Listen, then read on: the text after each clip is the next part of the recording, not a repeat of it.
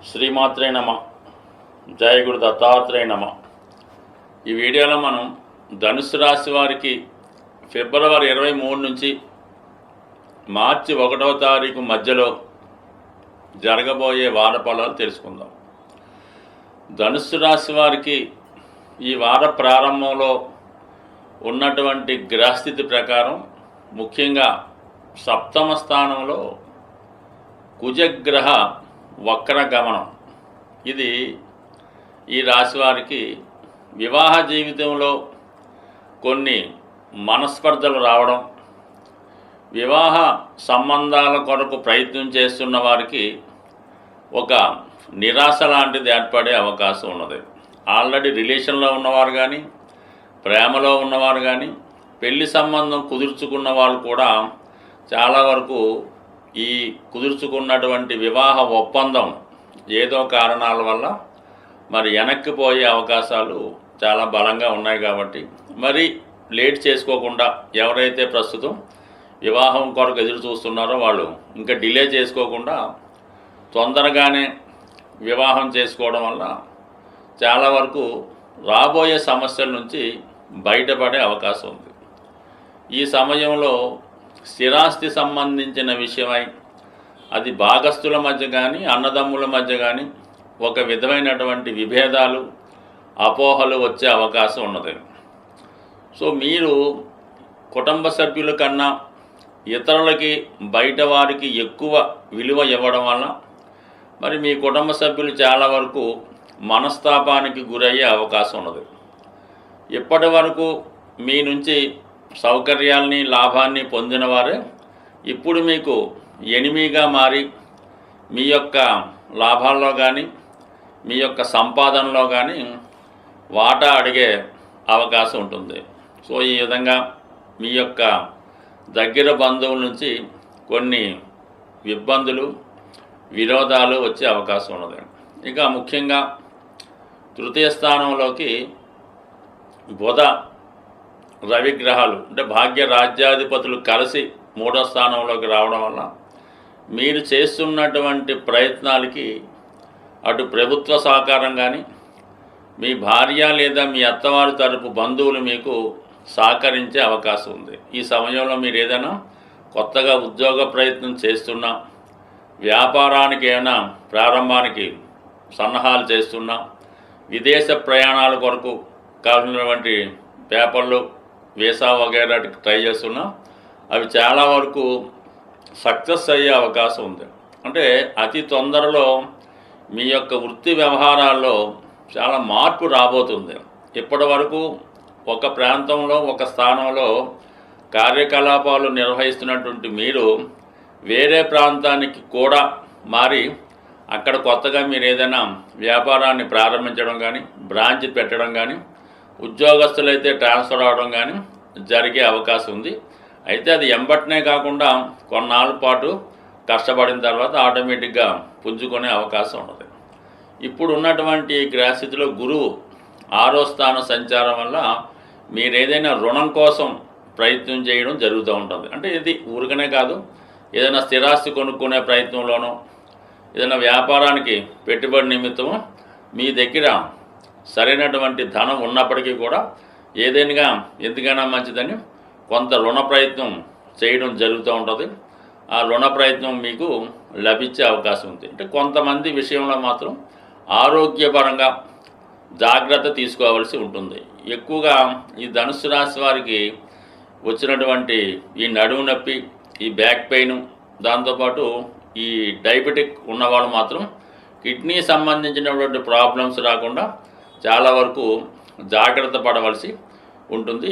ఆరోగ్యంలో అనారోగ్య సమస్యలతో ఉన్నవారు చాలా వరకు ఆరోగ్యపరంగా శ్రద్ధ తీసుకోవడం మంచిది. అయితే చతుర్థ స్థానంలో ఉన్నటువంటి ఈ శుక్రుడు ఉచ్చలో ఉండడం వల్ల, రాహుతో కలిసి ఉండడం వల్ల ఏదో ఒక ప్రలోభానికి లొంగడం జరుగుతూ ఉంటుంది. ఏదో ఒక బలహీనతల వల్ల మీకు సంబంధం లేని వ్యక్తులతో కలిసి ఏదైనా వర్క్ చేయవలసి ఉంటుంది. వారి కొరకు మీరు కొంత ధనాన్ని వెచ్చించడం జరుగుతూ ఉంటుంది. ఈ సమయంలో మీరు ఏదైనా ఒక రహస్య జీవనం లాంటిది సాగించడం కానీ, రహస్యంగా ఎవరితో అన్నా కాలం గడపడం కానీ జరిగే అవకాశం ఉంది. కాబట్టి ఏదో ఒక వ్యసనానికి బలహీనత వల్ల మీ యొక్క మంచి పేరుకి గుడ్ విల్ దెబ్బతినే అవకాశం ఉంటుంది. కాబట్టి సాధ్యమైనంత వరకు మరి ఈ ధనుసు రాశి వారు ఎప్పుడు కూడా 2 విషయాలకి దూరంగా ఉండడం మంచిది. 1 అన్యస్త్రీ సంబంధాలు, 2 రుణాలు. ఈ రెండుటికి మీరు ఎంత దూరంగా ఉంటే మీ జీవితం అంత గొప్పగా ఉండే అవకాశం ఉంటుంది. సాధారణంగా మరి ఈ వారఫలాలు ఫాలో అవుతున్న వారికి గ్రహస్థితి నుంచి గ్రహాల యొక్క శుభ అశుభ ఫలితాల నుంచి మీకు అనుకూలంగా రావడానికి ఈ వారంలో వస్తుంది మహాశివరాత్రి. మరి ఆ రోజు విధి విధానంగా ప్రతి ఒక్కరూ కూడా ఏదో పెద్ద పెద్ద క్షేత్రాల్లో ఉన్నటువంటి శివలింగాన్ని మాత్రమే దర్శించాలి అనుకోకుండా మీకు సమీపంలో ఎక్కడ ఏ రూపంలో ఉన్నా కేవలం శివాలయంలోనే కాకుండా మిగతా దేవాలయాల్లో ఉన్నటువంటి శివక్షేత్రాలు శివలింగాల్ని ఏదో ఒక విధంగా మీరు ఆ రోజులో ఎప్పుడో ఒకడు, అది మిడ్ నైట్ కానీ ఎర్లీ మార్నింగ్ కానీ మధ్యాహ్నం కానీ ఆ రోజు కంపల్సరీగా దర్శించుకోవడం మంచిది. మనకి అనుకూలంగా సావకాశంగా ఖాళీ ఉండి అందరూ పూజించుకోవడానికి అనుకూలంగా ఉంటే మీరు మారేడు దళాల్ని కొన్ని ఖచ్చితంగా సేకరించి మన స్వామివారి మీద అభిషేకంగా వేయడం వల్ల చాలా గొప్ప ఫలితాన్ని రావడం జరుగుతూ ఉంటుంది. ఇది ముఖ్యంగా చేసుకోవడం మంచిది.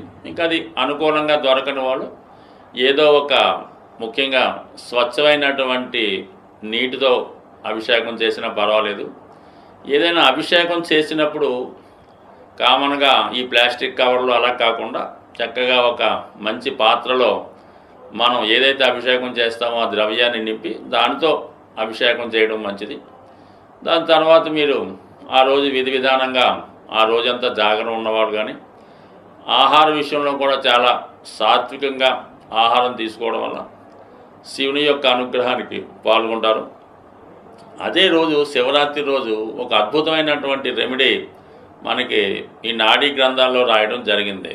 శివరాత్రి రోజు గోవుకి కూడా మీరు ఏదో విధంగా నమస్కరించి గోవుకి ఆహారంగా ఒక క్యారెట్ కానీ లేదంటే గోధుమలతో తయారు చేయనటువంటి స్వీటు హల్వా కానీ రవ్వ లడ్డు కానీ అంటే డైరెక్ట్గా నానబెట్టిన గోధుమలు కానీ ఆవుకి పెట్టడం వల్ల గోశాలలో ప్రశాంతంగా ఒక 5 నిమిషాలు 10 నిమిషాలు మరి ఈ శివనామ స్మరణ గోశాలలో చేయడం వల్ల అపూర్వమైనటువంటి ధనయోగం జాతకులకి లభించే అవకాశం ఉంది. బట్ ఏదైనా సంవత్సరంలో ఒకరోజు వచ్చే ఈ శివరాత్రి రోజు మీరు విధి విధానంగా చక్కగా నియమంగా పవిత్రంగా శివుని ఆరాధన చేయడం వల్ల శివనామ స్మరణ చేయడం వల్ల అవకాశం ఉంటే వృద్ధులకి పేదవారికి ఏదో విధంగా సహాయం చేయడం కానీ మరి ఏదైనా బాగా నడవలేని స్థితిలో ఇబ్బందుల్లో ఉన్న వాళ్ళకి మీరు దగ్గరుండి సహకరించి ఆ స్వామిని దర్శించే విధంగా వాళ్ళకి సహాయపడినా కూడా చాలా గొప్ప పుణ్యాన్ని లభిస్తుంది. ముఖ్యంగా నవగ్రహాలన్నీ కూడా శివుని యొక్క ఆధీనంలో ఉంటుంది కాబట్టి నమ్మని వాళ్ళకి నో ప్రాబ్లం. ఎవరైతే శాస్త్రాన్ని నమ్ముతారో గ్రహాల్ని విశ్వసిస్తారో వారు ఈ శివరాత్రి రోజు చక్కగా స్వామిని దర్శించడం వల్ల చాలా చక్కని ఫలితాన్ని మీరు పొందే అవకాశం ఉంటుంది. స్వస్తి.